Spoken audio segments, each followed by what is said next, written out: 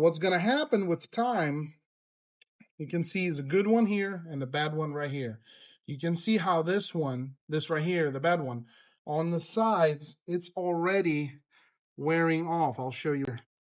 And on the other side, that's where the cam is starting to rotate.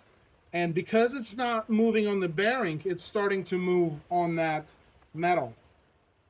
What's going to happen if you don't address it quickly or keep driving like that, that cam is going to be eaten. You're going to have to put the new cam in it, okay? Warranty will not pay. If you're doing a warranty job, they're not just going to, throw in a new components. If you don't have a warranty, probably your technician will say, hey, you need a cam, you need a set of lifters, we're already here, we have the valve cover off. But in this case, again, it's a warranty job. They're only going to pay what's covered. And in this case, the only thing that's covered is one rocker arm. That's it, nothing else. Now we're gonna tell the customer that they probably should pay at least for 2 new lifters because we already have them out, and that's going to be taken care of. Now the good thing about if you have an aftermarket warranty like this customer is they're still responsible for that engine after that. So if another one goes out, they're gonna cuff up and they're gonna pay for that.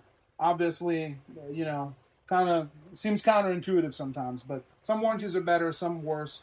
It is what it is.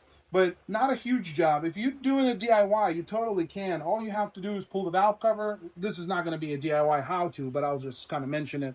You're going to pull the valve cover.